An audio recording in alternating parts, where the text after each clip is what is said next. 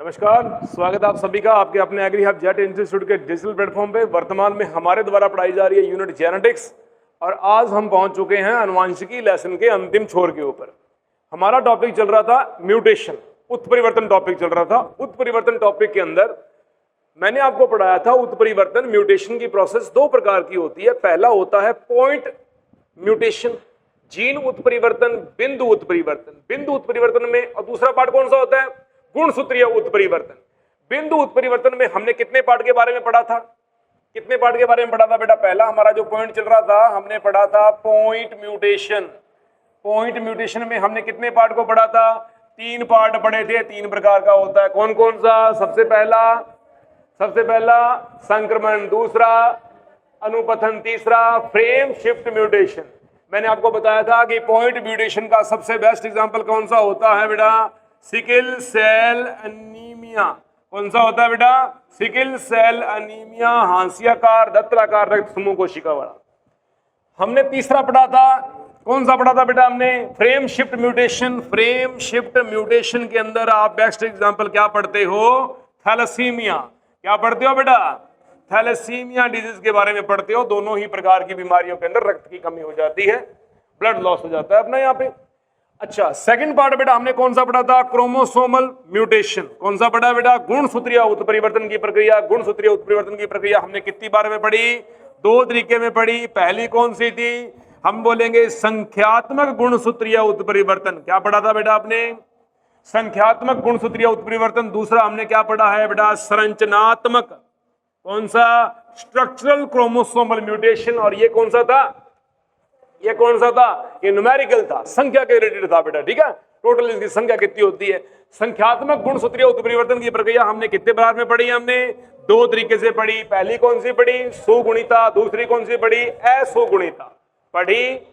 सुगुणिता की प्रक्रिया दो प्रकार की होती है। पहली होती है स्वतः बहुगुणिता, दूसरी होती है पर बहुगुणिता। कन्फर्म? तीसरा टॉपिक, सेकंड टॉपिक जो हमने क्या पढ़ा था बेटा? क्या पढ़ा था? असुगुणिता। असुगुणिता एन्यूप्लॉइडी बोलते हैं। एन्यूप्लॉइडी का मतलब होता है या तो बढ़ जाना या घट जाना। अगर बढ़ेगा तो बोलेंगे अधिगुणसूत्रा, या बोलेंगे क्या? अधिगुणिता। अगर कम होगा तो बोलेंगे अधोगुणिता। कन्फर्म था? अधिगुणिता की यदि प्रक्रिया हो रही है, क्या लिखा था बेटा मैंने? अधिगुणिता की यदि प्रक्रिया हो रही है यहाँ पे, तो इसमें हम क्या कह सकते हैं? एक क्रोमोसोम यहां बढ़ेगा ही बढ़ेगा। एक बढ़ जाए, दो बढ़ जाए, दो बार एक एक करके बढ़ जाए, दो इकट्ठे बढ़ जाए।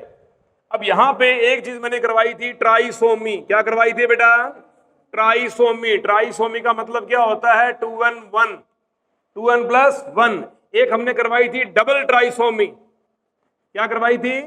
Double trisomy. डबल ट्राइसोमी का मतलब क्या था? 2n+1+1 double trisomy. हाँ, इसको डबल ट्राइसोमी बोलते हैं। एक मैंने करवाया था टेट्रासोमी। क्या करवाया था बेटा? टेट्रासोमी। टेट्रासोमी का मतलब क्या करवाया था? 2n+2। एक मैंने करवाया था डबल टेट्रासोमी। क्या करवाया था बेटा? Double tetrasomy, 2n+2+2। कन्फर्म हुआ? समझ में आ गई बेटा? याद रखिएगा, ये कंडीशन जाएंगी ट्राइसोमी में। इसको बोलेंगे सिंगल ट्राइसोमी, इसको बोलेंगे डबल ट्राइसोमी, इसको बोलेंगे सिंगल टेट्रासोमी, और इसको क्या बोलेंगे? Double tetrasomy. टॉपिक पढ़ा चुका हूं इसके बारे में, कंफर्म हो चुका है अपना। ओके, इसके बाद में हमारा सेकंड पार्ट क्या था बेटा? अधोगुणिता। क्या था बेटा? अधोगुणिता। अधोगुणिता का मतलब क्या बोलते हैं? हाइपोप्लॉइडी, कम होना। अगर एक गुणसूत्र कम होता है, एक गुणसूत्र कम होता है, मैंने बोल दिया 46 - 1 बराबर 45, या मैंने बोल दिया 44 + 1 बराबर 45। इस अवस्था में गुणसूत्र एक कम हो रहा है। क्या हो रहा है? एक गुणसूत्र कम हो रहा है, बोलेंगे मोनोसोमी प्रावस्था। क्या बोलेंगे? और यदि यहां पे गुणसूत्रों का पूरा एक सेट गायब हो जाए, जोड़ा, गुणसूत्रों का एक जोड़ा जो है वो कम हो जाए, तो क्या बोलेंगे? नलिसोमी। क्या बोलेंगे? दो गुणसूत्रों का कम, यानी कि एक जोड़े का कम होना नलिसोमी प्रावस्था कहलाती है। बता चुका हूं, कन्फर्म है बेटा? ओके, आज चलता हूं नेक्स्ट पेज के ऊपर। आज का हमारा टॉपिक है क्या? संरचनात्मक। क्या बोलेंगे बेटा? संरचनात्मक गुणसूत्रीय उत्परिवर्तन। ये लो बेटा, संरचनात्मक गुणसूत्रीय उत्परिवर्तन की प्रक्रिया हम कितने तरीके से पढ़ने जा रहे हैं। यहाँ पे हमारे पास में इसके 4 स्टेप मिलेंगे। संरचनात्मक गुणसूत्रीय उत्परिवर्तन का मतलब क्या है? ये मतलब ये कहता है कि इस प्रकार के गुणसूत्रीय उत्परिवर्तन में केवल संरचना में प्रभाव पड़ेगा, केवल संरचना में बदलाव आएगा बेटा, में बदलाव होगा, में परिवर्तन होगा। ये लो, यहां केवल संरचना जो होती है वो परिवर्तित होती है, संख्या का कोई लेन देन नहीं है इससे। कन्फर्म हुआ? समझ में आया? आगे चलता हूं मैं। देखिए अब क्या हुआ, नंबर 1 पे हम क्या पढ़ने जा रहे हैं? यहां पे क्या पढ़ने जा रहे हैं? सबसे पहला टॉपिक क्या आएगा इसके अंदर? हम पढ़ेंगे विलोपन। क्या बोलेंगे बेटा?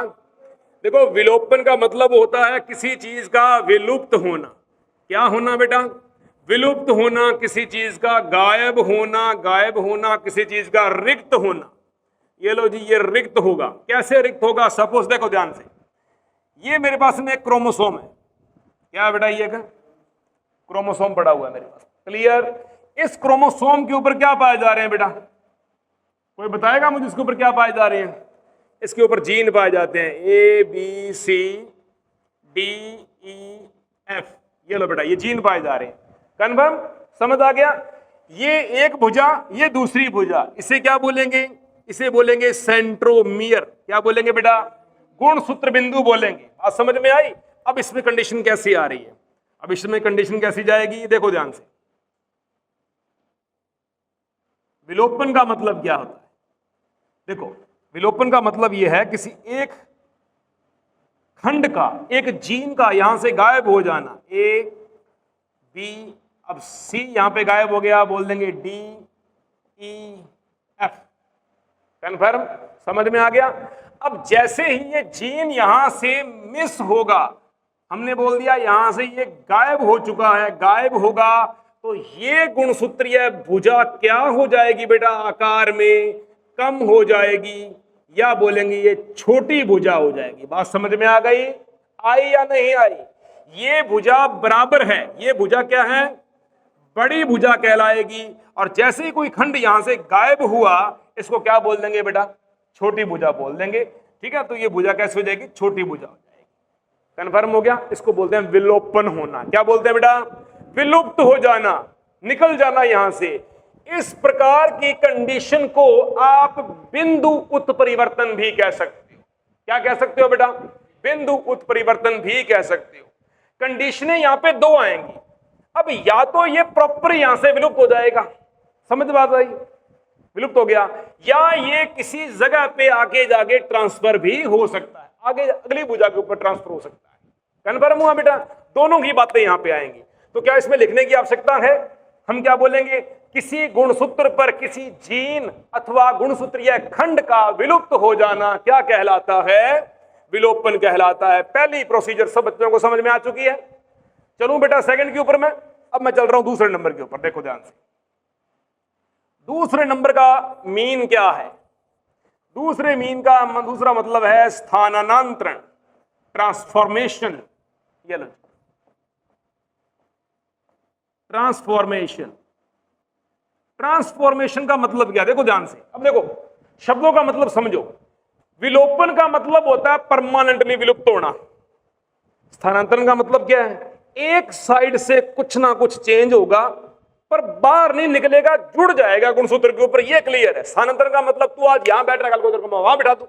आप यहां बैठ रही हो, मैं आपको वहां बिठा दूं। मैंने आपको बाहर तो नहीं निकाला। क्या मैंने आपको श्रृंखला से बाहर निकाला? क्या मैंने गुणसूत्र की भुजा से आपको काट के बाहर निकाला? नहीं निकाला, केवल आपकी पोजीशन चेंज की है। मैंने क्या किया बेटा? आपकी पोजीशन चेंज की है। तो देखो स्थानांतरण में क्या परिभाषा लिखोगे? लिखो, गुणसूत्र के किसी एक भाग का, किसी एक भाग अथवा खंड अथवा जीन अथवा जीनों का समूह। ये लो, कोई खंड ले लो, कोई भाग ले लो, कोई जीन ले लो, या बोलेंगे समुच्चय का। किसका बेटा? समुच्चय का। एक स्थान से दूसरे स्थान पर स्थानांतरण का केवल यहां पे क्या होता है बेटा?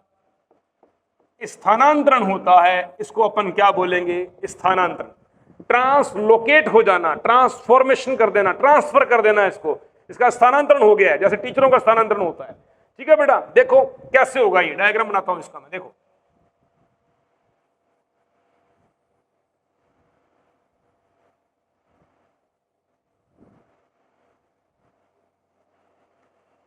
समझ आ गया? बोल दो, या इसको ऐसे लिख दो या इसको यूं लिख दो।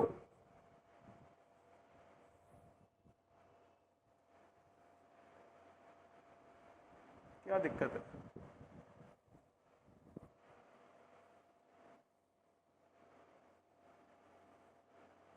कंफर्म? समझ आया? अभी देखो ध्यान से, A B B C D E F G H I J K L. कोई प्रॉब्लम नहीं? मैंने इसको अलग अलग कर दिया, कर दूं अलग अलग? कर दिया। ए बी,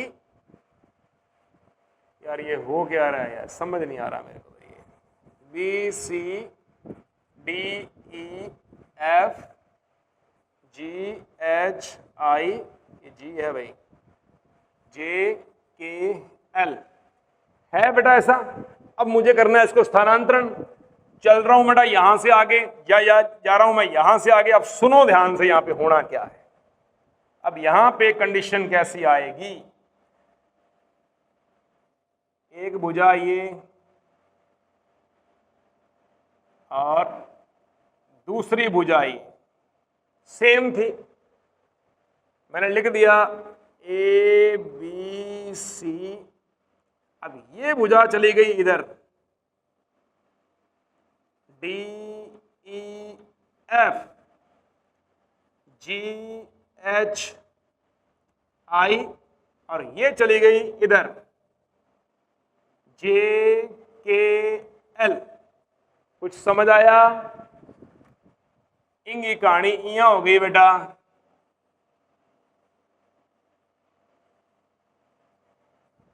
आ गई समझ? समझ आई कि नहीं आई? आई। आगे क्या बनेगा? ये करो अलग अलग।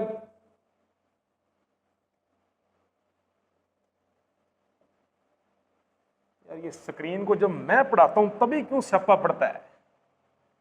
क्या लिखूं यहां पे मैं? ए बी सी, क्या लिखना चाहिए मेरे को? सी। क्या लिखूं यहां पे मैं? जे के एल। इधर क्या लिखूं? जी एच आई। इधर क्या लिखूं? D E F. ये लो बेटा, मतलब ये चला गया इधर, ये चला गया यहां। इसको बोलते हैं बेटा स्थानांतरण। कर सकते हो? सामान्य नाम से इसका चित्र भी बनाओगे तो आप ये श्रृंखला यूं बनेगी।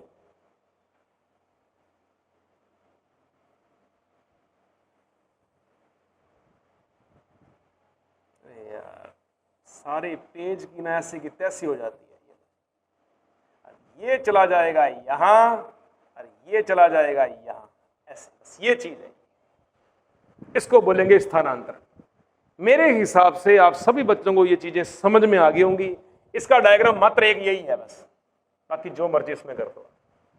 ऐसी कंडीशन कहां दिखाई देती है? ओहो, लेप्टोटीन, जाइगोटीन, पैकिटीन,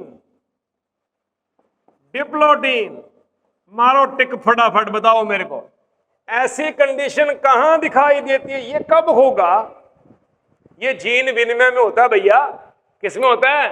होता कि नहीं होता है?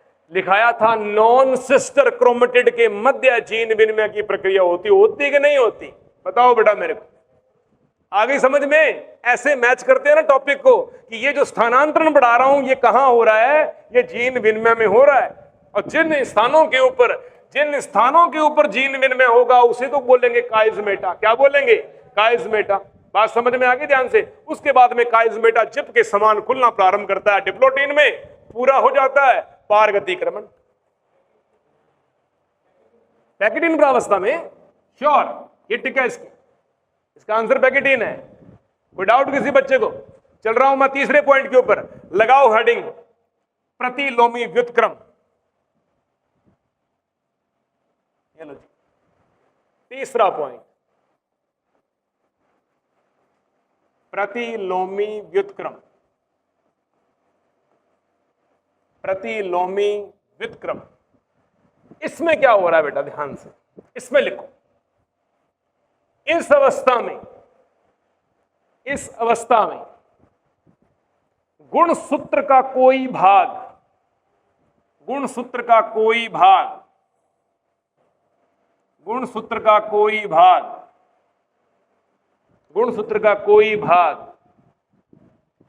180 डिग्री कोण के ऊपर, 180 डिग्री कोण के ऊपर घूम जाता है, 180 डिग्री कोण के ऊपर घूम जाता है, 180 डिग्री कोण के ऊपर घूम जाता है तथा पुनः व्यवस्थित हो जाता है, पुनः व्यवस्थित हो जाता है। लो जी महाराज, बनाओ फोटो, लो महाराज।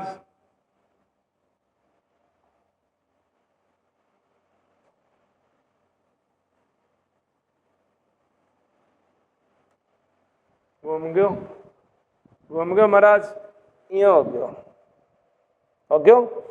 देखो, चीजें याद करने के हमने तरीके ही तो सीखने हैं। अब इधर वाली भुजा में क्या लिखूं बेटा मैं, यहां पे ए बी सी, इधर वाली में क्या लिखूं, डी ई एफ। लिख दिया महाराज। चलो आगे, अब क्या होगा, ये लो जी, कर दो विभक्त। महाराज विभाजन कर दो, विभाजन पट बन दिया। पट बनाने के बाद में आ कंडीशन किया बन जाएगी बेटा,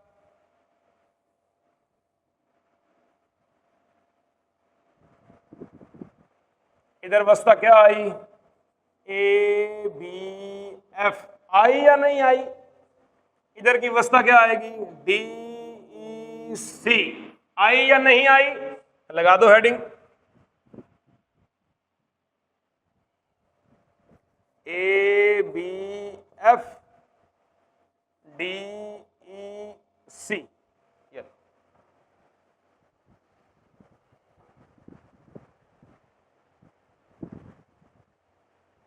ये भी क्या है, ये भी जीन विन में ही है। ये भी क्या हो रहा है, क्या गुरुजी फिर दूसरी पूंछड़ी कौन बनाई, अल्लो बना दूं, बस बन गई, समझात गुणसूत्र बन गया। दो भुजाएं स्वतंत्र, दो नॉन सिस्टर क्रोमेटिड है। क्या है ये, नॉन सिस्टर क्रोमेटिड है। जीन का आदान प्रदान कहां हुआ है, जीन का आदान प्रदान कहां हुआ है, जीन विनिमय कहां हुआ है, पुनर्संयोजन कहां हुआ है, रिकॉम्बिनेशन एंजाइम कहां आया है, यहां आया है। इस स्थल को क्या बोलेंगे, काइजमेटा। क्या बोलेंगे मित्रों, अभी भाई कहानी है, सेम कहानी है, कोई दिक्कत वाली बात। सीधा याद रखना, प्रतिलोमी व्युत्क्रम का मतलब होता है 180 डिग्री कोण के ऊपर गुणसूत्र की दोनों भुजाएं घूमकर वापस खुल जाती हैं। सुन की बात ध्यान से। और इनका सेट जो होता है, समुच्चय जो होता है, वो बदल जाता है। दिक्कत क्लियर। चलता हूं बेटा लास्ट टॉपिक के ऊपर, लगाओ हेडिंग द्विगुणन। ये लो मित्रों, अब द्विगुणन का मतलब क्या है। द्विगुणन में लिखो, किसी गुणसूत्र पर जीन अथवा गुणसूत्रीय खंड अथवा समुच्चय की संख्या में वृद्धि हो जाना, डुप्लीकेट बन जाना, दुगुना हो जाना।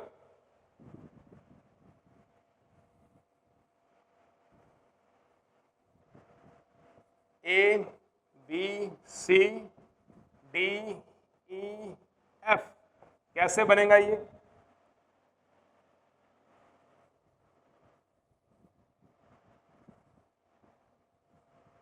ए बी फिर B C D E F.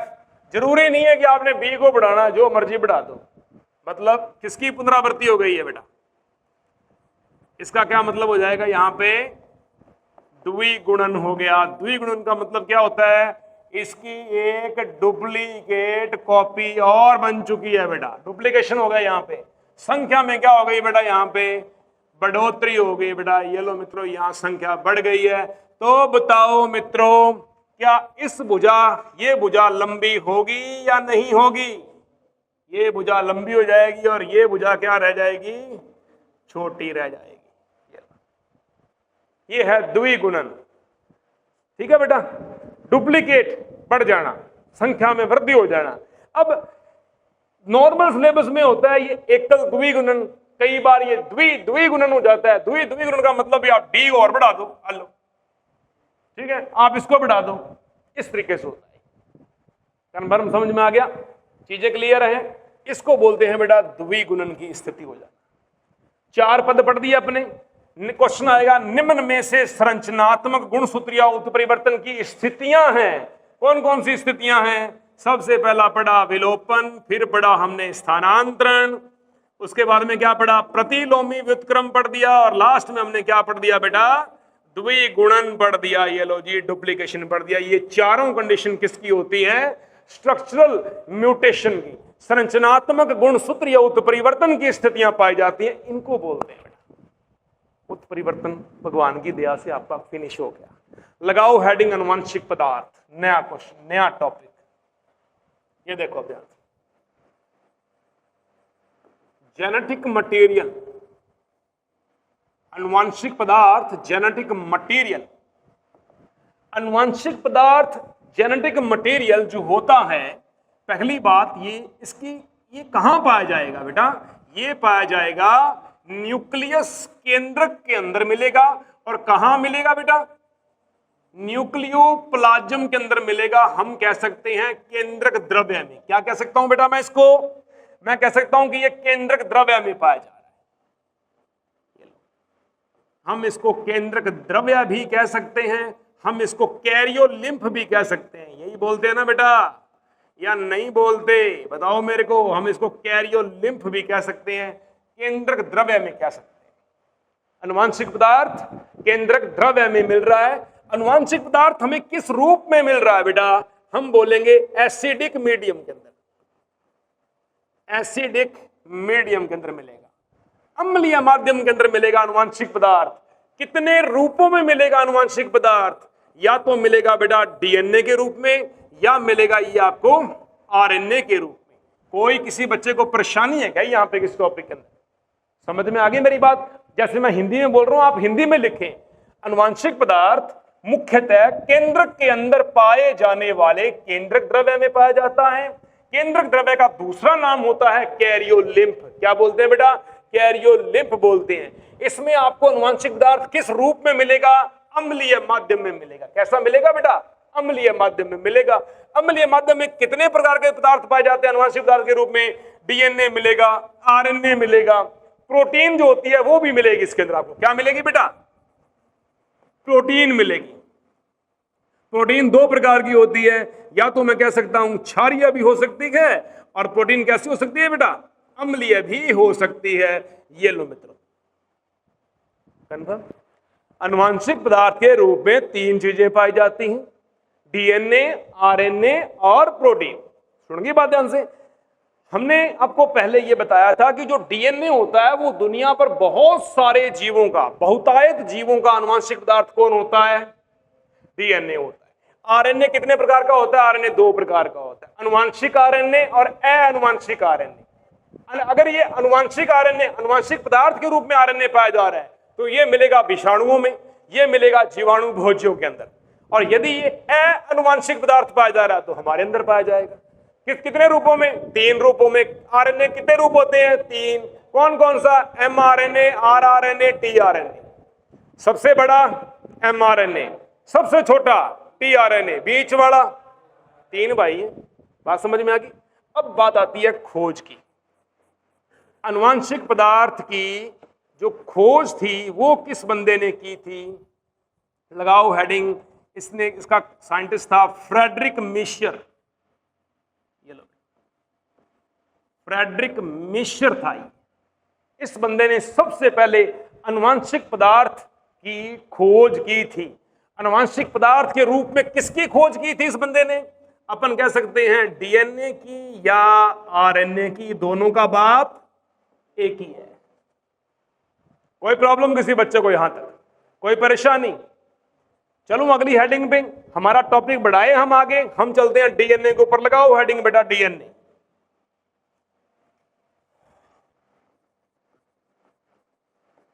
DNA क्या है? DNA deoxy ribose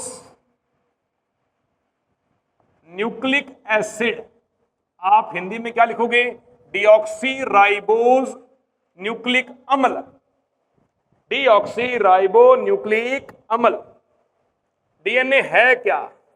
DNA poly deoxy ribo nucleotide का बहुलक माना जाता है। क्या माना जाता है बेटा? क्या बहुलक माना जाता है? ये लो, डीऑक्सी राइबो न्यूक्लियोटाइडों का बहुलक। अरे पोली हटा लेना, सॉरी यहां पोली नहीं आएगा, ये लिख लेना बस। डीऑक्सी राइबो न्यूक्लियोटाइडों का बहुलक माना जाता है। कौन माना जाता है?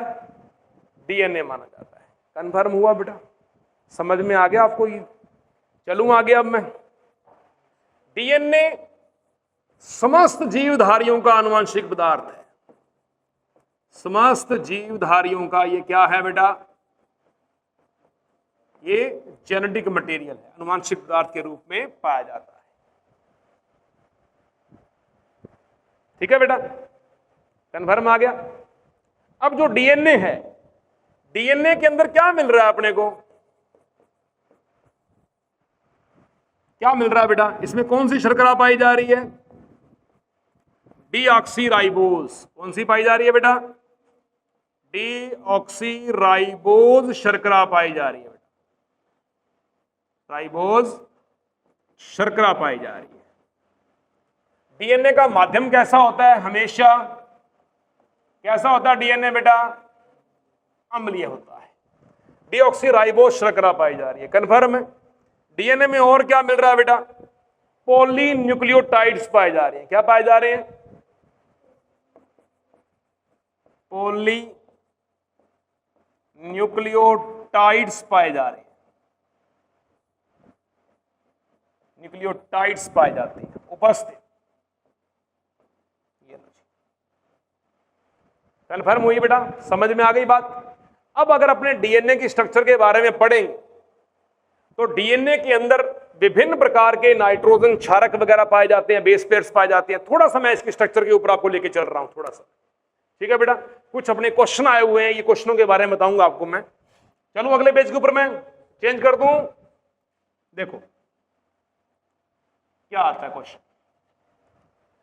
अब हम बोलेंगे कि डीएनए में बहुत सारे नाइट्रोजन बेस पेयर्स पाए जाते हैं, नाइट्रोजन क्षारकों का समूह पाया जाता है। क्या पाया जाता है बेटा? नाइट्रोजन क्षारकों का समूह यहां पे पाया जाता है। अब मैं थोड़ा सा आपको बता रहा हूं। सबसे पहला एग्जांपल लेके चल रहा हूं बेटा मैं मानव का। मानव में जो आनुवंशिक पदार्थ जो डीएनए है, आनुवंशिक पदार्थ जो है, इसका क्या पैमाना रहता है कि मानव में नाइट्रोजन कितने नाइट्रोजन बेस पेयर्स होते हैं? तो अपन क्या लिखेंगे? 3.3 गुणा 10 की पावर 9 बेस पेयर क्षार युग्म। क्या बोलेंगे बेटा? क्षारक युग्म पाए जाते हैं। इतने पाए जाते हैं मानव के अंदर। यदि क्वेश्चन आता है ई कोलाई में कितने पाए जाते हैं, इश्रेशिया कोलाई नामक जीवाणु में कितने पाए जाते हैं? ये बेटा एक बैक्टीरिया है। इस बैक्टीरिया का पूरा नाम होता है इश्रेशिया कोलाई, ई कोलाई बोलते हैं। इसमें यह संख्या कितनी मिलेगी? 4.6 गुणा 10 की पावर 6 बेस पेयर।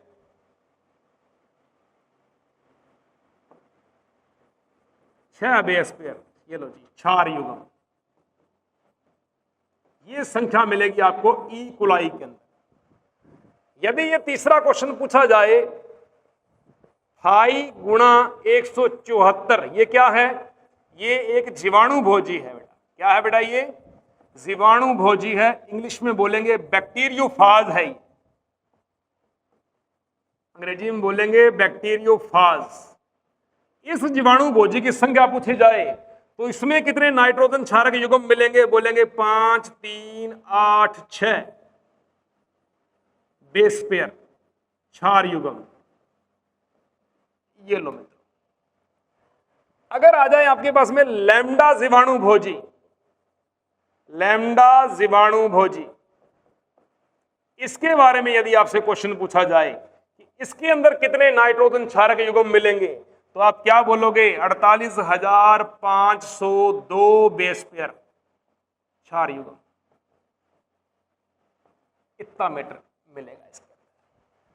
ये आज तक के पूछे गए प्रश्नों के अंदर एक बहुत ही इंपॉर्टेंट रोल आता है। ये आपको जेट में भी पूछ सकते हैं और सीयूटी के अंदर भी बेटा आपसे पूछा जा सकता है। नोट कर लेना सभी बच्चे।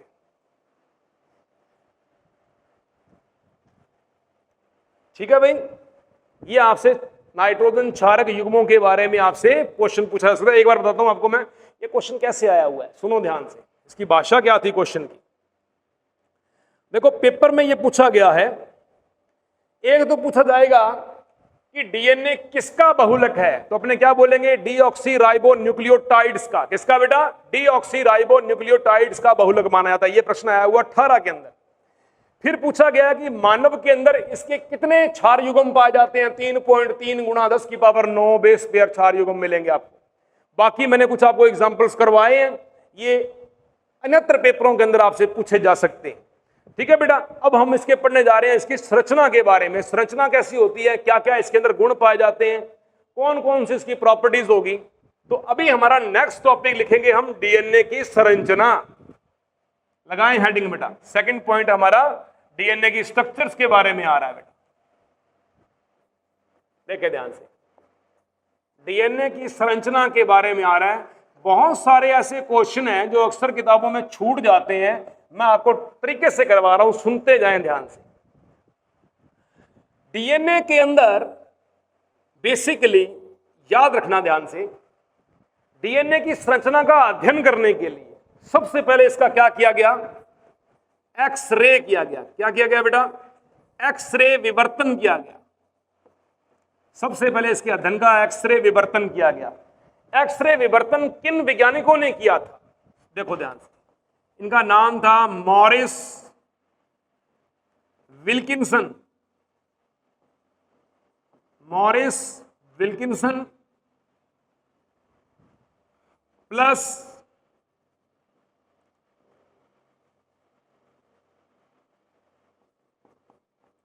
Rosalind Franklin.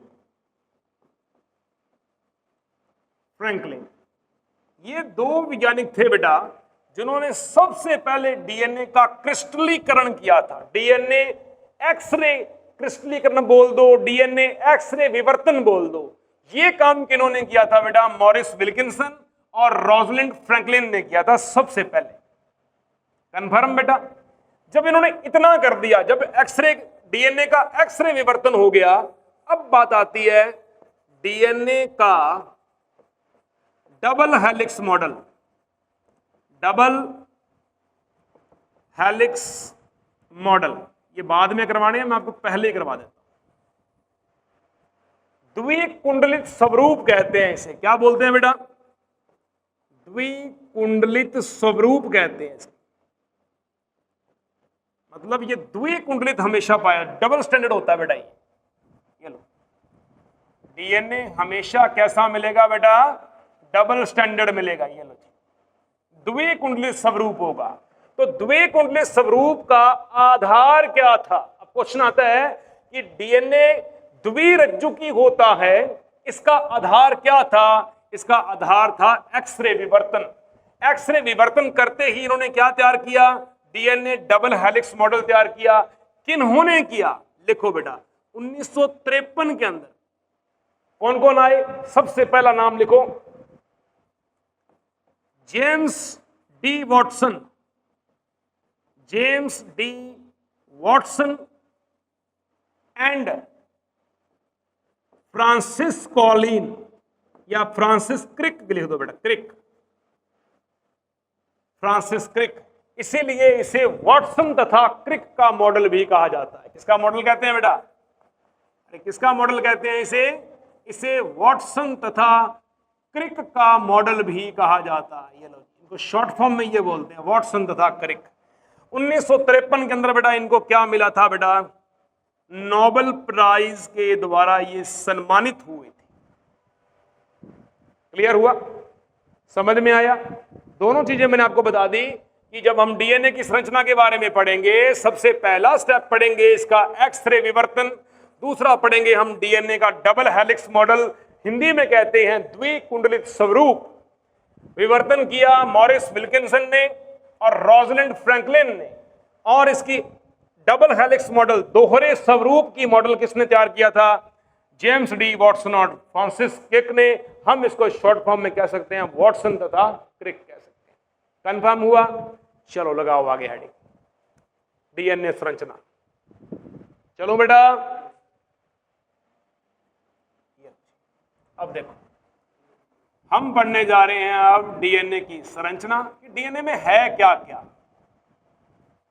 हो गया स्टार्ट बस।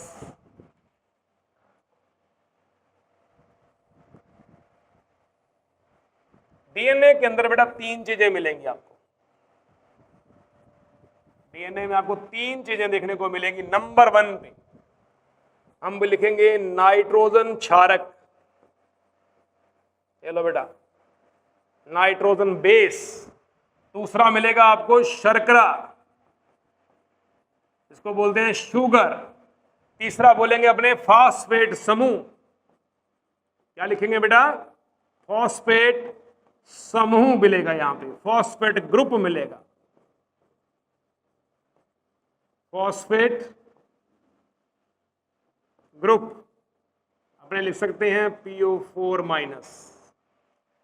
शर्करा मिलेगी। शर्करा कैसी मिलेगी बेटा? 5 कार्बन युक्त। कितने कार्बन युक्त बेटा? 5 कार्बन युक्त शर्करा होती है। शर्करा तो 6 कार्बन युक्त भी होती है, शर्करा 7 कार्बन युक्त भी होती है, शर्करा 4 कार्बन युक्त भी होती है, शर्करा 3 कार्बन युक्त भी होती है। 3 कार्बन युक्त ट्रायोज, 4, 5 को क्या बोल देंगे? पेंटोज। क्या बोल देंगे बेटा? पेंटोज शर्करा। ये लो, 5 कार्बन युक्त शर्करा को क्या कहा जाता है? पेंटोज शर्करा कहेंगे बेटा। ये चीज ध्यान देना आप। समझ आई? नाइट्रोजन क्षारक।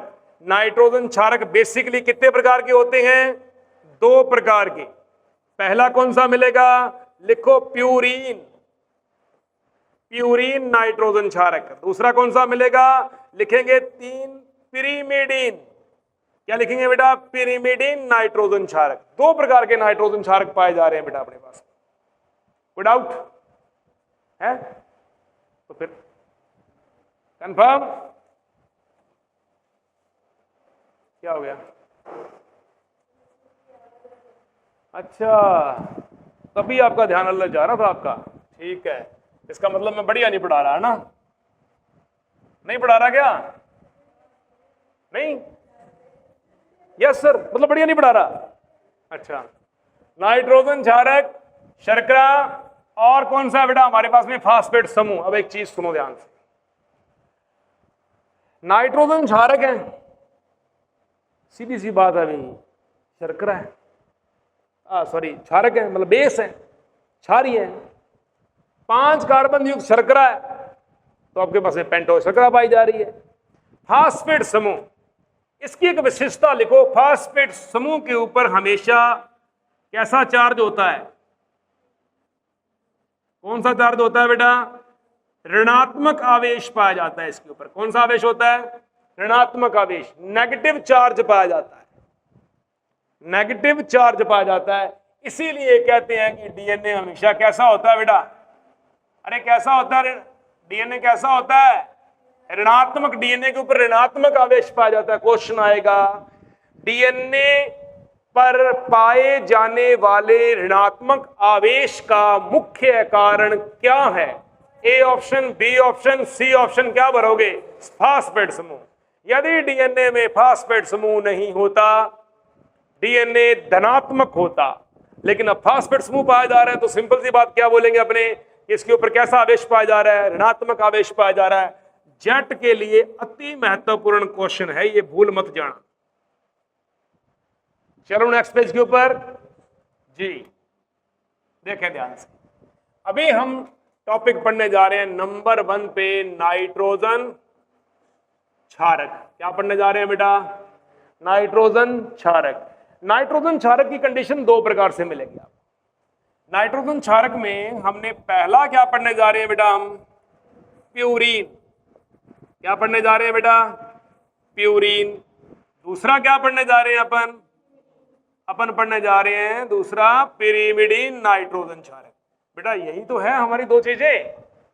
प्यूरीन नाइट्रोजन क्षारक में दो प्रकार के बेस पाए जाते हैं। एक को बोलेंगे एडेनिन, ये लो बेटा, एडेनिन नाइट्रोजन क्षारक, नाइट्रोजन बेस।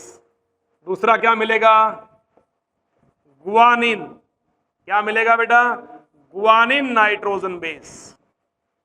ये लो मित्रों, गुआनिन नाइट्रोजन बेस। इसको आप संक्षिप्त में क्या कह सकते हो?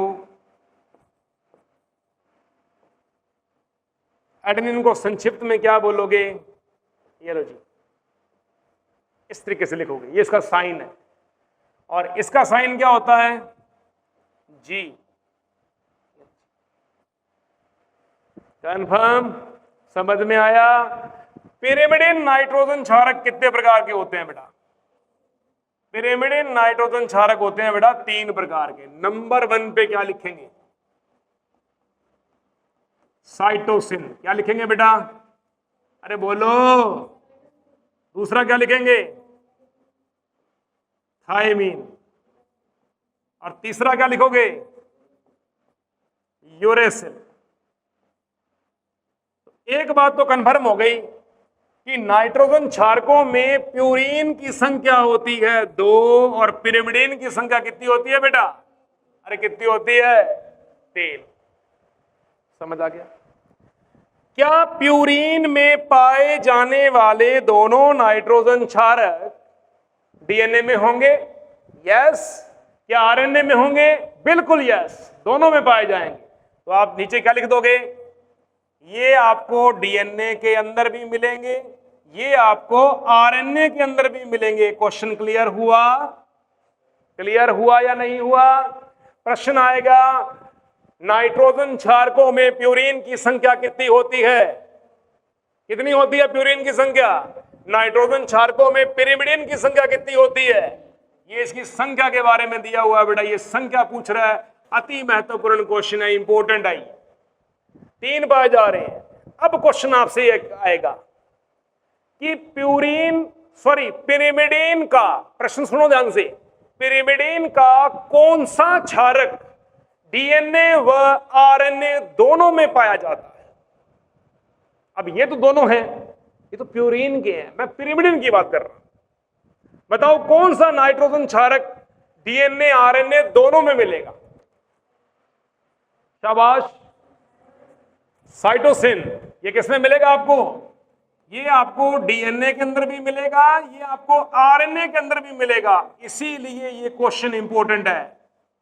एकमात्र पिरिमिडीन, अब प्रश्न सुनो, एकमात्र पिरिमिडीन नाइट्रोजन क्षारक जो डीएनए व आरएनए दोनों में पाया जाता है। क्या लिखोगे प्रश्न इसका? क्या लिखोगे? साइटोसिन। और साइटोसिन को किससे लिखा जाता है? सी से। किससे लिखते हैं बेटा? सी से। थायमिन को किससे लिखते हैं? टी से। यूरेसिल को किससे लिखते हैं? यू से। अब बताओ थायमिन किसमें मिलेगा और यूरेसिल किसमें मिलेगा? बताओ। थायमिन मिलेगा आपको डीएनए में। कहां मिलेगा बेटा आपको? केवल डीएनए में। लिख लो यहां पे, केवल डीएनए में, केवल डीएनए में। और ये कहां मिलेगा? केवल आरएनए में। केवल आरएनए के केस में मिलेगा। यूरेसिल कभी भी डीएनए के अंदर नहीं पाया जाता। कन्फर्म है बेटा? कितने प्रश्न बन गए अपने पास में? नाइट्रोजन क्षारक कितने प्रकार के होते हैं?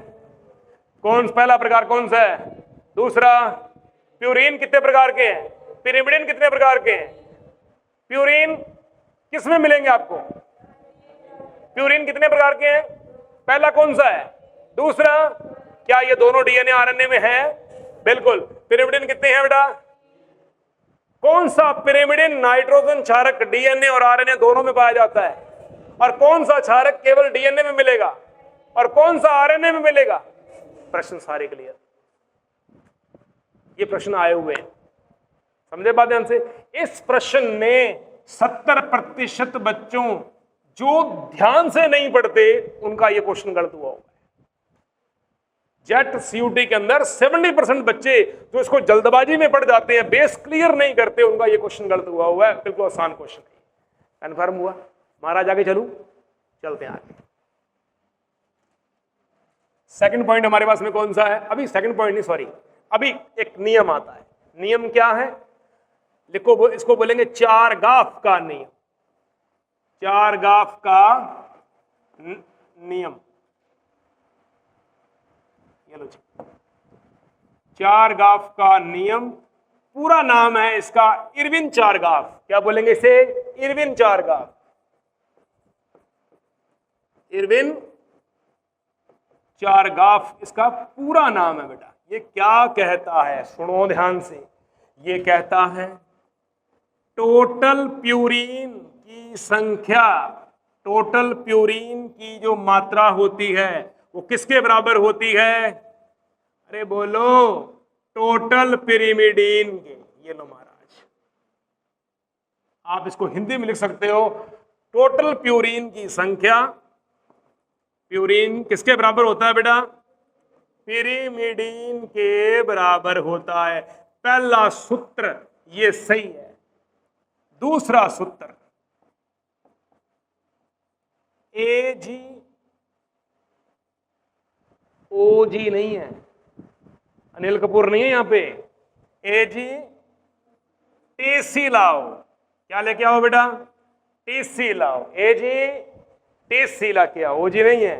AG बटे TC इजिकल टू 1। ये लो जी, ये भी किसका सूत्र है? इरविन चारगाफ का सूत्र है। कन्फर्म हुआ? समझ में आया? पहला वाद ये, दूसरा ये। लिखो बेटा, अब तीसरा वाद और लिखो। लिखो, एडेनिन की मात्रा, एडेनिन की मात्रा थाइमिन के बराबर तथा ग्वाइनोसिन की मात्रा साइटोसिन के बराबर होती है। एडेनिन की मात्रा थाइमिन के, ग्वाइनोसिन की मात्रा जो होती है वो साइटोसिन के बराबर होती है।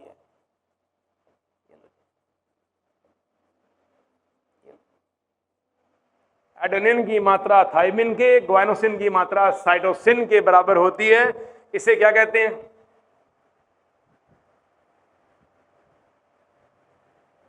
क्या कहते हैं? इरविन चारगाफ का नियम कहते हैं। प्रश्न बोलूं? लिखो प्रश्न, लिखो।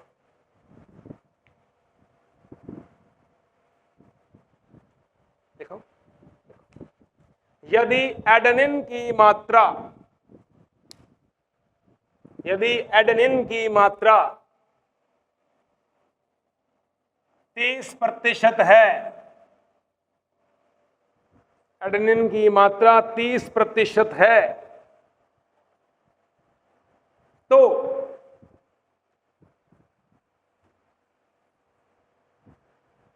साइटोसिन की मात्रा ज्ञात करें। साइटोसिन की मात्रा ज्ञात करें।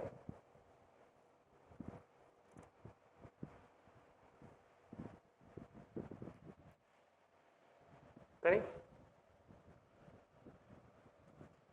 आता है? कर सकते हो? सीधा बोल दो हाँ या ना।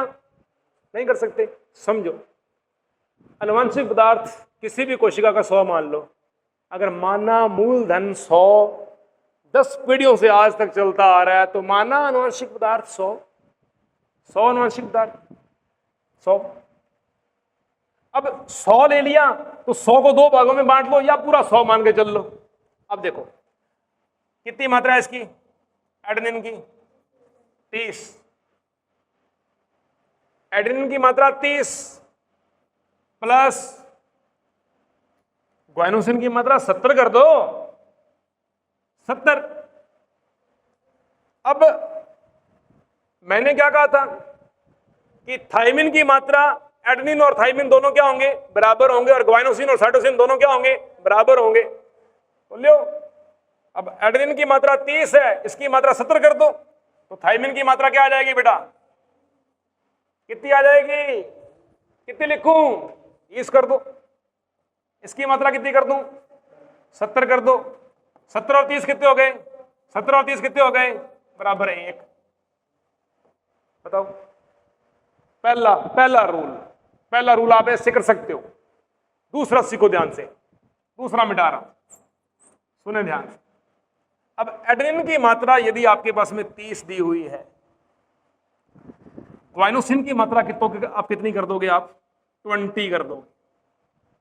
अनुमानशिक पदार्थ को मैंने आधा ऊपर बांट दिया, आधा नीचे बांट दिया, यही बोल दो, ठीक है।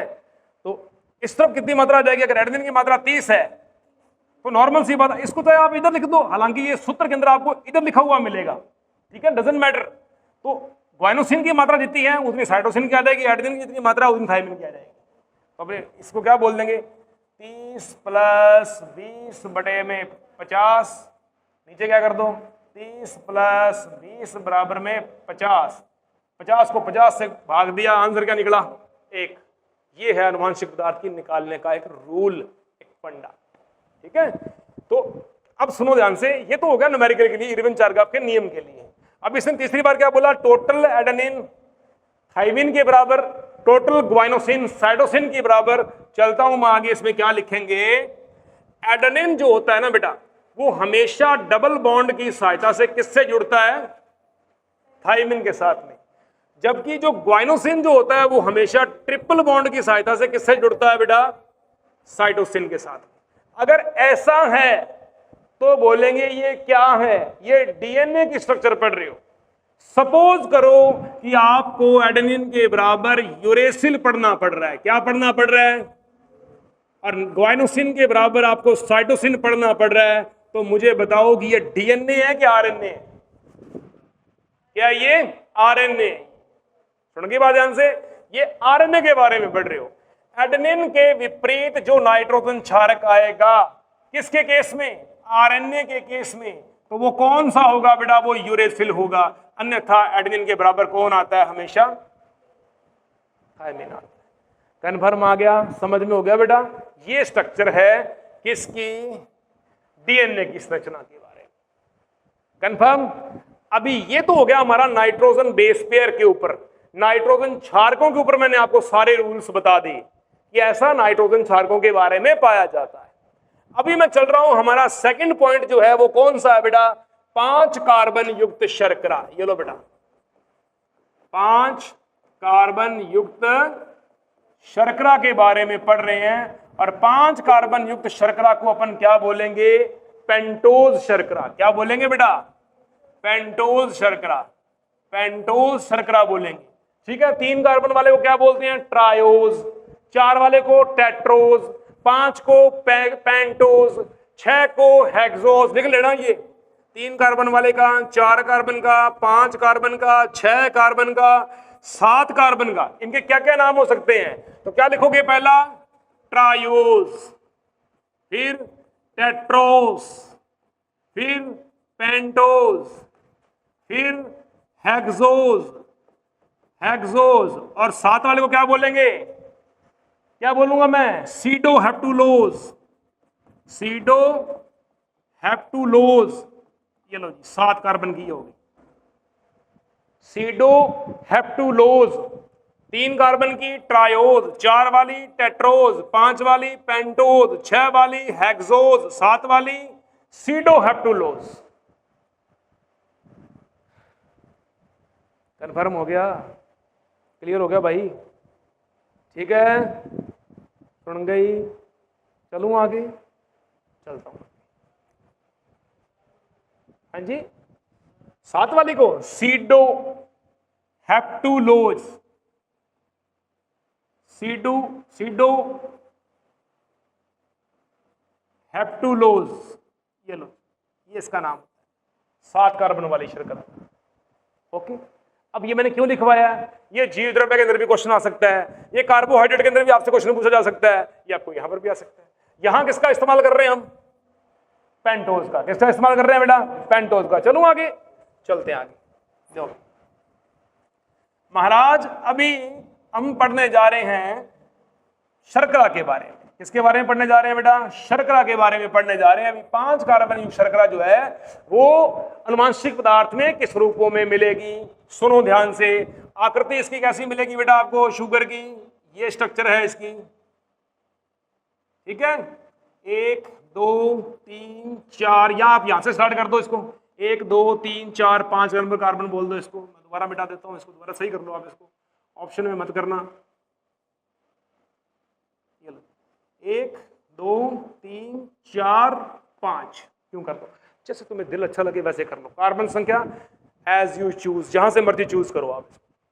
5 कार्बन युक्त शर्करा नंबर 2 पे, ये लो जी महाराज, ये 2 प्रकार की पाई जा रही है।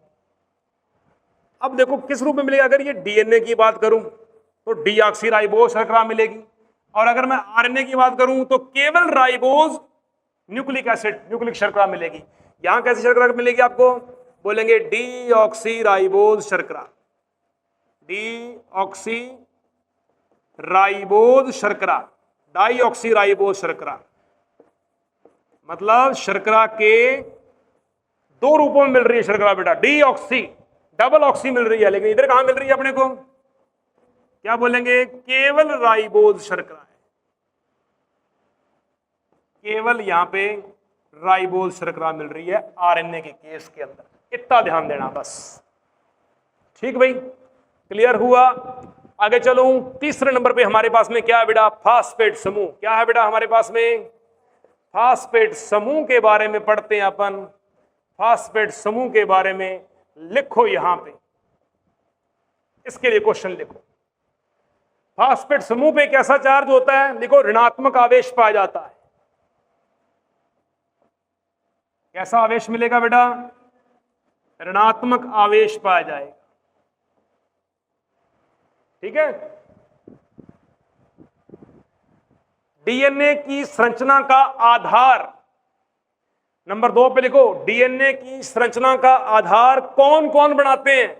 लिखो, पेंटोज शर्करा और फास्फेट समूह। अगर अपने बोले कि डीएनए की डीऑक्सीराइबो न्यूक्लियोटाइड की जो चेन होती है उसका जो आधार होता है, डीएनए की श्रृंखला का जो आधार होता है, उसमें क्या क्या मिलेगा? उसमें एक तो मिलेगी बेटा आपको शर्करा मिलेगी, और एक मिलेगा इसके अंदर क्या? फास्फेट समूह पाया जाएगा। ये लो मित्रों, फास्फेट समूह पाया जाएगा। ये 2 चीजें डीएनए के आधार में पाई जाती है। क्वेश्चन आता है डीएनए का आधार किन 2 तथ्यों से मिलकर बनता है? तो आप क्या बोलोगे बेटा? 5 कार्बन युक्त शर्करा और फास्फेट समूह, दोनों के द्वारा मिलकर यह बनता है, ठीक है। याद रखना, शर्करा और फास्फेट समूह दोनों को डीएनए श्रृंखला की बैकबोन भी कहा जाता है। क्या बोलते हैं इसे? इन दोनों को बैकबोन भी कहा जाता है, रीढ़ की हड्डी भी कहा जाता है। इसे डीएनए श्रृंखला की रीढ़ की हड्डी कहा जाता है बेटा, इसे बैकबोन कहा जाता है। कुछ क्वेश्चन लिखवा रहा हूं, क्वेश्चन लिखो फास्फेट समूह के बारे में।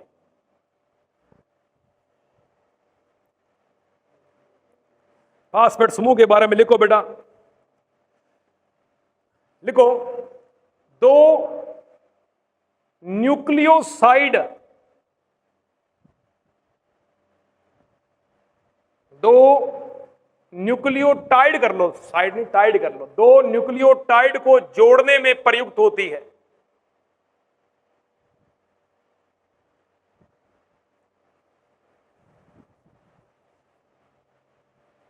दो न्यूक्लियोटाइडों को जोड़ने में प्रयुक्त होती है।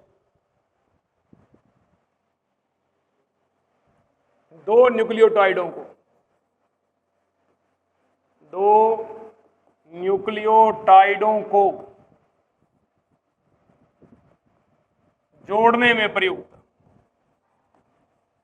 जोड़ने में प्रयुक्त होती है, पहला काम इसका। दूसरा, फास्फोरेट समूह का दूसरा काम, पहला काम ये हो गया, दूसरा काम क्या लिखोगे? यह शर्करा के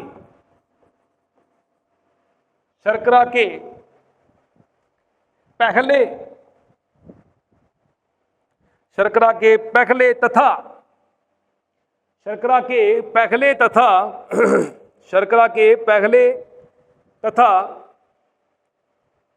एक मिनट, इसको काटो आप, इसको यार पहले को काटो आप, इसको यूं कर दो बस आप सीधा, मैं चेन बनाऊंगा ना 3 डैश और 5 डैश, यूं कर लो। तीसरे तथा पांचवें कार्बन पर जुड़ता है, शर्करा के तीसरे तथा पांचवें कार्बन पर जुड़ा रहता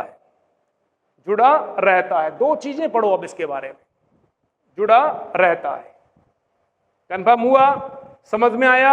अभी चलते एक फॉर्मूले के ऊपर, देखो फॉर्मूला क्या है। सबसे पहला लगाएंगे हम न्यूक्लियोसाइड। लो बेटा ध्यान से देखना, आप न्यूक्लियोसाइड, ये दो स्ट्रक्चर्स पढ़ा रहा हूं बेटा इसके अंदर आपको। न्यूक्लियोसाइड का मतलब क्या है? पहली परिभाषा सुनो बेटा ध्यान से, क्या मतलब है इसका? इसका मतलब क्या होता है? इसका मतलब होता है नाइट्रोजन क्षारक प्लस 5 कार्बन युक्त शर्करा। 5 कार्बन युक्त शर्करा, इसको सम्मिलित रूप से क्या बोलेंगे बेटा अपन? इसको बोलेंगे न्यूक्लियोसाइड। क्या बोलेंगे? न्यूक्लियोसाइड बोलेंगे। कैसे? देखो ध्यान से, अब इसको मैं यूं भी कह सकता हूं, नाइट्रोजन क्षारक पाए जाएंगे मध्य में, इसके इस तरफ और इस तरफ, दोनों तरफ आपको क्या मिलने वाला है? इधर भी आपको क्या मिलेगी? शर्करा। इसके इधर भी आपको क्या मिलेगी बेटा? शर्करा मिलेगी।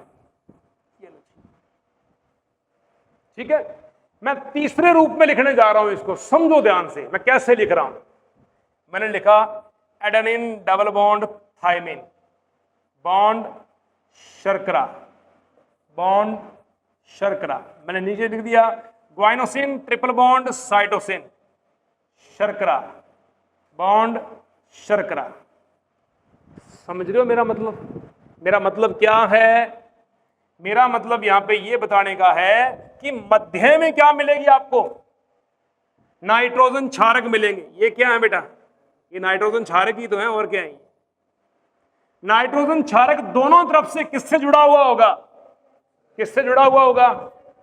तो सीधा सा इसकी परिभाषा क्या आ जाएगी? न्यूक्लियोसाइड का मतलब क्या होता है? नाइट्रोजन क्षारक का 5 कार्बन युक्त शर्करा से जुड़ना क्या कहलाता है? न्यूक्लियोसाइड कहलाता है। अब एक चीज सुनो ध्यान से, बात यह आती है कि नाइट्रोजन क्षारक कौन से बंधों के द्वारा शर्करा से जुड़ते हैं? नाइट्रोजन क्षारक कौन से बंधों के द्वारा शर्करा से जुड़ते हैं? तो इन बंधों का नाम लिखो, इसको बोलते हैं ग्लाइकोसिडिक बॉन्ड। ये लो, ग्लाइकोसिडिक बंध कहते हैं बेटा इसे। ये वो बंध हैं जो किनके मध्य में पाए जा रहे हैं?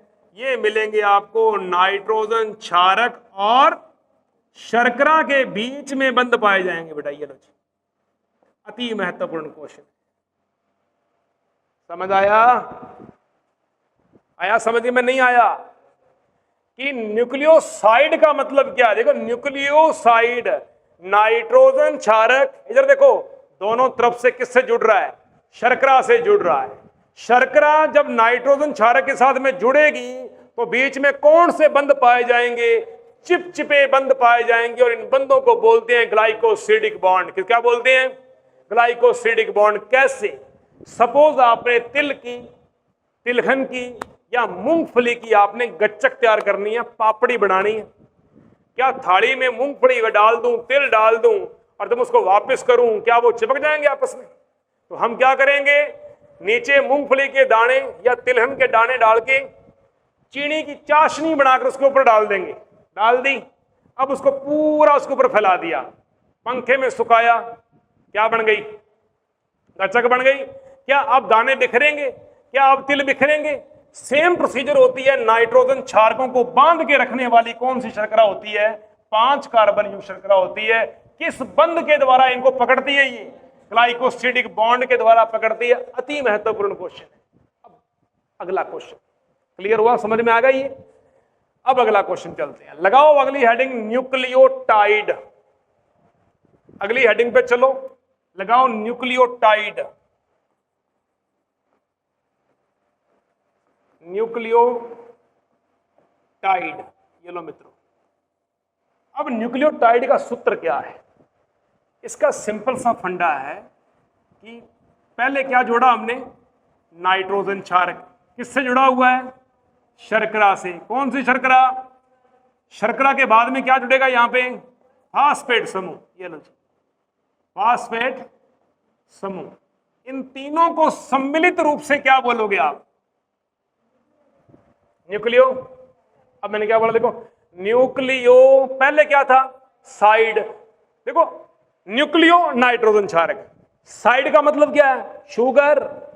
अब बोल दिया न्यूक्लियोटाइड, फास्फेट समूह और आ गया साथ में, तो पूरी स्ट्रक्चर क्या बन गई? पूरी टाइट स्ट्रक्चर बन गई। इसको बोल दिया न्यूक्लियोटाइड। क्या बोल दिया? न्यूक्लियोटाइड। कन्फर्म हुआ? क्लियर हुआ? पहली परिभाषा। दूसरी परिभाषा क्या लिखोगे? नाइट्रोजन क्षारक, दोनों तरफ में क्या जुड़ी हुई है यहां पे? अरे बोलो, क्या जुड़ी हुई है दोनों तरफ में? दोनों तरफ में लगी हुई है शर्करा, लगी हुई है। तो लो बेटा, फिर रहना फास्फेट समूह और जोड़ दो। इधर भी फास्फेट समूह, इधर भी फास्फेट समूह। क्या बन गया? पूरा का पूरा ये क्या बन गया? ये न्यूक्लियोटाइड बन गया। चलो तीसरे प्रकार में कैसे लिखेंगे? Adenine double bond thymine bond sugar, bond sugar, guanosine triple bond cytosine, या साइटोसिन ट्रिपल बॉन्ड ग्वाइनोसिन, जैसे मर्जी कर दो। शर्करा, शर्करा। अब शर्करा किससे जुड़ेगी?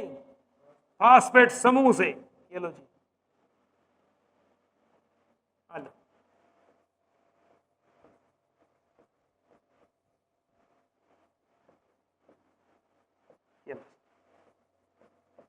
ऐसे बन गई। कन्फर्म हो गया? क्लियर हो गया? अब क्वेश्चन आता है कि नाइट्रोजन क्षारक और शर्करा के बीच के बॉन्ड थे ग्लाइकोसिडिक। क्या थे बेटा? ग्लाइकोसिडिक बॉन्ड थे। और ये ग्लाइकोसिडिक बॉन्ड प्रबल होते हैं कि दुर्बल होते हैं? प्रबल। क्या बोलेंगे इसे? ये प्रबल बंध होते हैं, यहां प्रबल बॉन्डिंग होती है। अब शर्करा जब फास्फेट समूह से जुड़ेगी तो यहां कौन सा बंध काम आएगा? लिखो फास्फोडाई एस्टर बॉन्ड। क्या लिखोगे? Phosphodiester bond. Phosphodiester bond. और ये बंध कैसे होते हैं? दुर्बल। कैसे होते हैं बेटा? दुर्बल। लगाओ हेडिंग फटाफट। दोनों चीजें क्लियर हुई? समझ आई? मैंने पहली चीज क्या बोली आपको? ग्लाइकोसाइड, क्या सॉरी, न्यूक्लियोसाइड। न्यूक्लियोसाइड का मतलब क्या था? क्या था? नाइट्रोजन क्षारक का केवल शर्करा से जुड़ना दोनों तरफ, न्यूक्लियोसाइड। अगर मैं बोलूं न्यूक्लियोटाइड तो नाइट्रोजन क्षारक का शर्करा से और साथ में फास्फेट, तीनों का एक साथ पाया जाना, क्या बोलेंगे? न्यूक्लियोटाइड। बोल दिया। अब मैं प्रश्न लिखने जा रहा हूं, आपने मुझे बताना उसकी भाषा क्या रहेगी। चलो क्लियर हुआ इतना? अब देखो ये वाले बॉन्ड कौन से हैं? बोल दिया फास्फोडाई एस्टर बॉन्ड। कौन से हैं बेटा? फास्फोडाई एस्टर बॉन्ड है। ये वाले कौन से हैं? बोलेंगे ग्लाइकोसिडिक बॉन्ड। तो ये वाले बॉन्ड कौन से हैं जो नाइट्रोजन क्षारकों के मध्य पाए जा रहे हैं? बोलेंगे हाइड्रोजन बॉन्ड। कौन से बॉन्ड है बेटा? ये हाइड्रोजन बॉन्ड कहेंगे बेटा ये। ठीक, सारे रूप लिखा दिए मैंने आपको पूरे के पूरे भी, कैसे कैसे आ सकते हैं। इसको बोलते हैं न्यूक्लियोटाइड। ये न्यूक्लियोटाइड।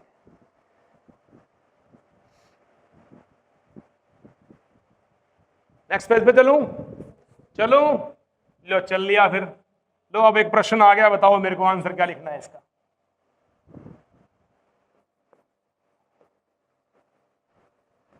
न्यूक्लियोटाइड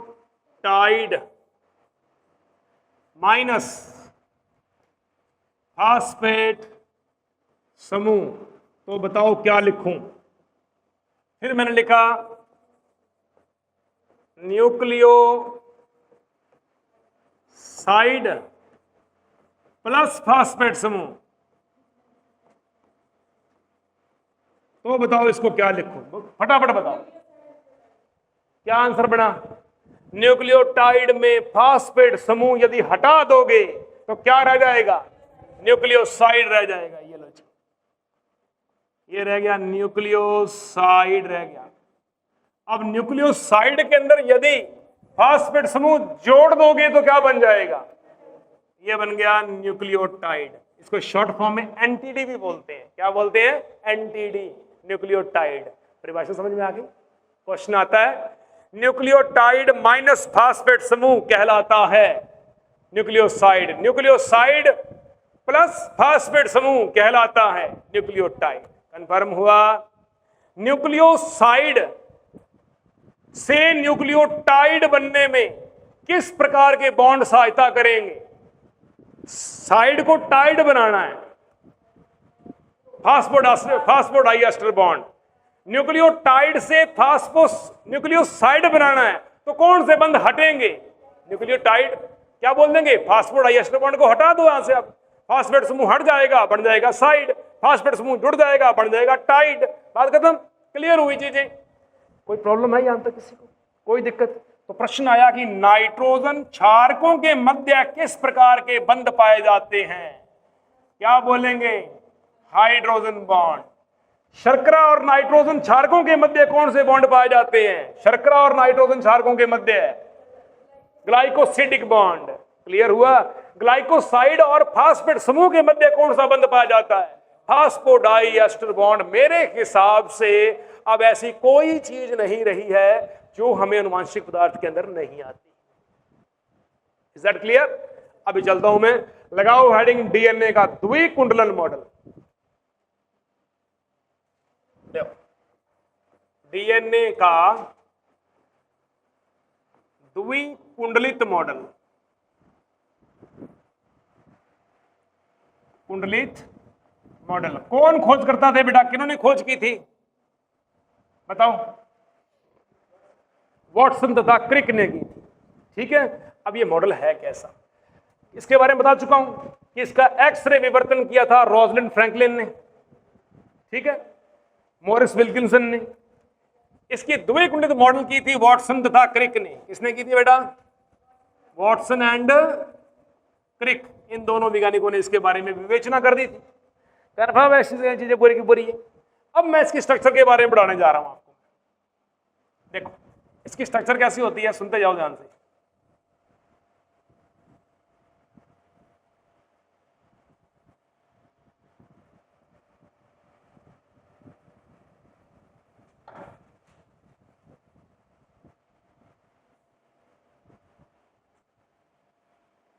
ये एक द्विकुंडलित मॉडल है।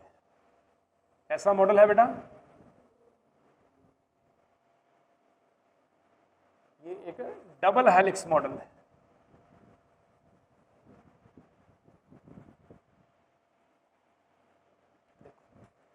इसको बोलूंगा मैं 3 डैश,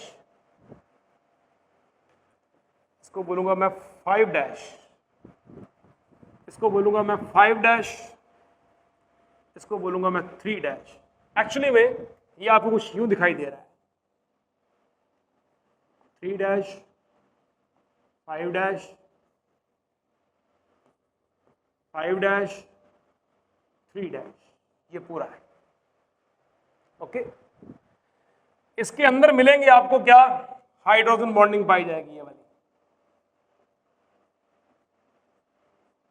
नाइट्रोजन क्षारकों के बीच में हाइड्रोजन बॉन्डिंग पाई जा रही है। अब सुनो ध्यान से, इसका क्रम कैसा रहेगा?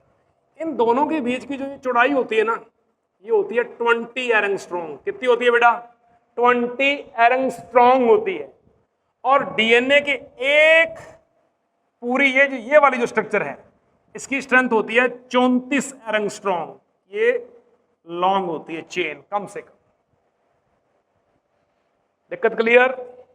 सबसे पहला स्ट्रक्चर हमारे पास में क्या आ रहा है कि डीएनए एक द्विकुंडलित संरचना है। पहली बात, डीएनए द्विरज्जु की संरचना है, दो लड़ियों में पाई जाती है और एक का ध्रुवण यदि इस तरफ हो रहा है तो दूसरे का ध्रुवण कहां जा रहा है बेटा, ऊपर की ओर जा रहा है। तो दोनों की दोनों जो रज्जु होते हैं वो एक दूसरे के प्रति समांतर होते हैं। क्या होते हैं बेटा, एक दूसरे के प्रति समांतर होते हैं। अगर इसका शुरुआत इधर है, इसकी शुरुआत इधर है, इधर जाएगी। कन्फर्म है? अब ध्यान से देखो, अब ये तो है 34 एंगस्ट्रॉम पूरा का पूरा। अब 34 एंगस्ट्रॉम एक्चुअली में 34 एंगस्ट्रॉम है क्या? ये पूरी संरचना 34 एंगस्ट्रॉम नहीं है। 34 का मतलब होता है यहां से लेकर ये जो डीएनए का एक कुंडलन है, ये वाला, ये है बेटा 34 एंगस्ट्रॉम। सही तरीके से लगा लेना, इसको बोलेंगे अपन ये 34 एंगस्ट्रॉम लंबा होता है। इस तरीके से किताबों में क्या दिया होता है, ये पूरी को पूरी डाल देते हैं, एक्चुअली में पूरा ये नहीं होता। आप क्या लिखोगे, आप सिर्फ इतना ही लिखोगे, क्या लिखोगे कि केवल एक कुंडलन जो होता है ये 34 एंगस्ट्रॉम लंबा, क्या बोलेंगे, लंबा होता है। नेक्स्ट पॉइंट पे चलूं, चलो देखते हैं ध्यान से। देखो अब हमने क्या बोला कि डीएनए डीऑक्सी राइबोन्यूक्लियोटाइडों का बहुलक होता है। अब देखो, अब इसमें कितने न्यूक्लियोटाइड पाए जा रहे हैं?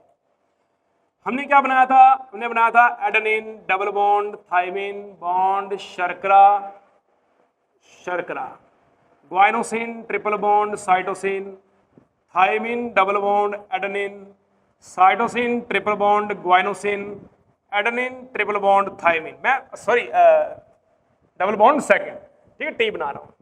अभी देखो ये जुड़ा हुआ है शर्करा से, इधर भी शर्करा, यहां पर भी शर्करा, यहां पर भी शर्करा, इधर देखो ये भी शर्करा, ये शर्करा, ये शर्करा, ये शर्करा। कन्फर्म? दोनों साइडों से फास्फेट समूह, फास्फेट समूह,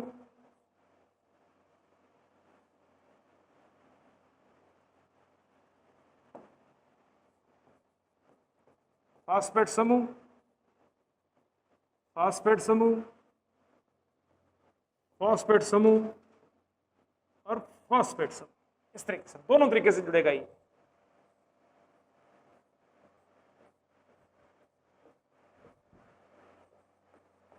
phosphate group, phosphate group, phosphate, ये लो। कन्फर्म हुआ? समझ में आ गया? अभी देखो कितने, अब इसको पूरे को अपन क्या बोलेंगे, जो ये पाया जा रहा है, ये पूरा एक क्या माना जाएगा, एक न्यूक्लियोटाइड। क्या माना जाएगा? एक न्यूक्लियोटाइड। समझ आ गया?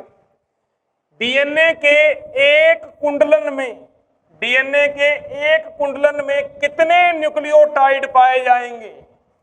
कितने पाए जाएंगे बेटा? 10 न्यूक्लियोटाइड पाए जाते हैं। नोट कर लेना, ये तो मैंने 4 ही बनाए हैं, इसको मत गिन, 10 होते हैं इसके अंदर। कितने आएंगे बेटा? 10 न्यूक्लियोटाइड आएंगे। कैसे आएंगे? लगाओ यहां पे एडिंग। तो डीएनए का जो एक कुंडलन, जो ये वाला एक कुंडलन है, यहां कितने न्यूक्लियोटाइड पाए जाएंगे बेटा? 10 न्यूक्लियोटाइड पाए जाएंगे। पाए गए 10 न्यूक्लियोटाइड, ये लो मैंने बढ़ा दिए, जैसे 1 2 3 4 5 6 7 8 9 10, 10 न्यूक्लियोटाइड हो गए बेटा, यहां पे हो गए। कन्फर्म है? अब देखो 10 न्यूक्लियोटाइड यहां पे एक कुंडलन में पाए जा रहे हैं। एक कुंडलन में 10 न्यूक्लियोटाइड पाए जा रहे हैं, तो कुंडलन की लंबाई कितनी थी? 34 एंगस्ट्रॉम बटे में कर दो 10 बराबर में क्या आ गया? 3.4 एंगस्ट्रॉम। क्या है ये क्या है? ये 2 न्यूक्लियोटाइड के बीच की दूरी है। आगे समझ या नहीं आई? 2 न्यूक्लियोटाइडों के बीच की दूरी कितनी होती है बेटा?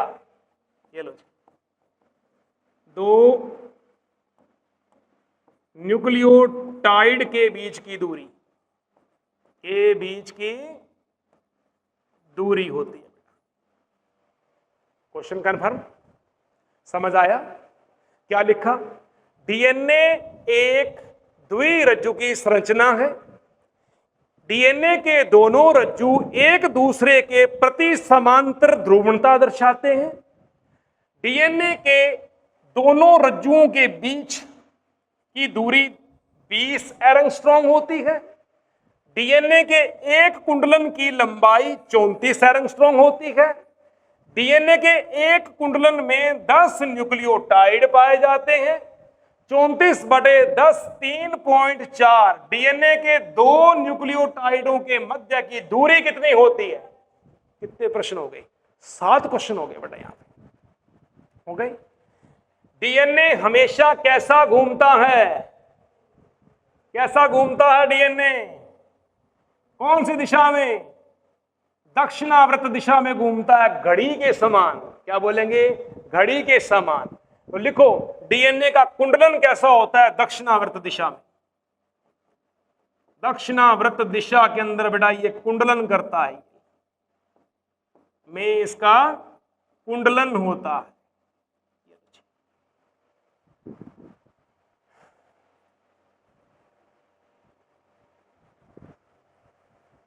ठीक है, अब प्रॉपर तरीके से लिखवाऊं आपको मैं। लिखना चाहोगे लिखो प्रॉपर तरीके से, नंबर 1 डालो हेडिंग प्रॉपर तरीके से। ये सारे इसके स्ट्रक्चर्स हैं बेटा। ठीक है, ये डीएनए का अपना एक कुंडलन हो गया। एक कुंडलन के अंदर कितने पाए जा रहे हैं? 10 न्यूक्लियोटाइड। कुंडलन की लंबाई 34 एरंगस्ट्रॉम है, तो 34 बटे में कर दोगे 10, तो दो न्यूक्लियोटाइडों के बीच की क्या निकल के आ जाएगी आपके सामने? दूरी निकल के आ जाएगी कि दोनों न्यूक्लियोटाइडों में कितना स्पेस पाया जाता है। तो क्या बोलोगे?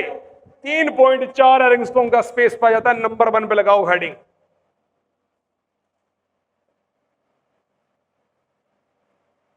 लगाओ हेडिंग नंबर 1 पे। देखो पहला क्या लिखोगे? डीएनए क्या है बेटा? एक डबल हेलिक्स है। डबल हेलिक्स संरचना है। आप हिंदी में देखो द्विकुंडलित संरचना। द्विकुंडलित संरचना है नंबर 1। डीएनए के दोनों रज्जु, डीएनए के दोनों स्टैंड या रज्जु एक दूसरे के प्रति समांतर होते हैं। एक दूसरे के प्रति समांतर ध्रुवणता प्रदर्शित करते हैं। ध्रुवणता प्रदर्शित करते हैं। एक दूसरे के प्रति समांतर ध्रुवणता प्रदर्शित करते हैं। प्रति समांतर ध्रुवणता का मतलब क्या है? आ जाओ। डीएनए का एक रज्जु, डीएनए का एक रज्जु की दिशा 3' से 5' की ओर, वह दूसरा रज्जु 5' से 3' की ओर होता है, की ओर गति करता है। ठीक, समझ आ गई? डीएनए के दोनों रज्जुओं के मध्य की दूरी, डीएनए के दोनों स्टैंड या रज्जु के मध्य की दूरी, मध्य का दूरी या कह सकते हो व्यास जो होता है वो कितना होता है बेटा? 20 एरंगस्ट्रॉम होता है। लिख दो नंबर 5 पे। डीएनए के एक कुंडलन की लंबाई, एक कुंडलन की लंबाई कितनी होती है बेटा? 34 एरंगस्ट्रॉम। 6 पे लिखो डीएनए के एक कुंडलन में कितने न्यूक्लियोटाइड पाए जाएंगे बेटा? न्यूक्लियोटाइडों की संख्या कितनी होती है बेटा? 10। ठीक है, और 7वें पे लिखो दो न्यूक्लियोटाइडों के मध्य की दूरी कितनी होती है? 3.4 एरंगस्ट्रॉम। 3.4 एरंगस्ट्रॉम। बहुत हो गया मेरे हिसाब से, ये टॉपिक कि जितने भी मैंने इसके बारे में वॉटसन क्रिक मॉडल के बारे में बताना चाह रहा था, सारी चीजें आपके सामने पड़ी हुई हैं। ठीक है, ये चीजें पाई जाती हैं बेटा इसके अंदर। अब इस पे कुछ क्वेश्चन देखो, क्वेश्चन देखो बेटा। अच्छा, दोनों श्रृंखलाओं की दिशा लिख लेना बेटा। एक दोनों श्रृंखलाएं या श्रृंखलाओं की दिशा, श्रृंखलाओं का घूर्णन की दिशा, दोनों श्रृंखलाओं के घूर्णन की जो दिशा होती है वो कैसी होती है बेटा? दक्षिणावर्त दिशा होती है। दक्षिणावर्त दिशा में कुंडलन पाया जाता है। ये बहुत इंपॉर्टेंट फैक्ट है। ये किस दिशा में घूमता है? कन्फर्म हो गया? इसको बोलते हैं, इस प्रकार के डीएनए को बीडीएनए भी कहा जाता है। इसे बीडीएनए भी कहा जाता है, भूल मत जाना। ही क्या कहा जाता है बेटा? इसे बीडीएनए भी कहा जाता है।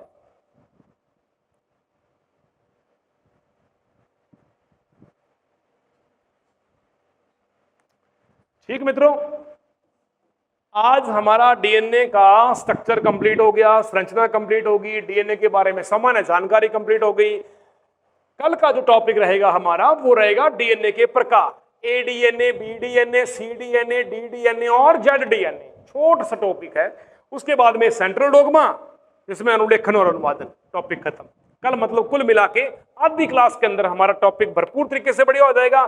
फिर मैं कराऊंगा आपको जेनेटिक पे आज तक जेट के पेपरों में और सीयूटी के पेपरों में जितने भी क्वेश्चन आए हुए हैं उनकी भाषा क्या रही है और वो किस लेवल से आए हुए हैं। तो कल ये फिनिश हो जाएगा टॉपिक। ठीक है, उम्मीद करता हूं मेरे द्वारा पढ़ाया गया टॉपिक आपको बहुत ही अच्छी तरीके से समझ में आया होगा। आपकी आगामी परीक्षाओं के अंदर आपका रिजल्ट सुनिश्चित करने के अंदर ये एक सहायक सिद्ध होगा। मिलता हूं कल एक नए टॉपिक के साथ में, तब तक आप सभी का थैंक यू, सभी का धन्यवाद।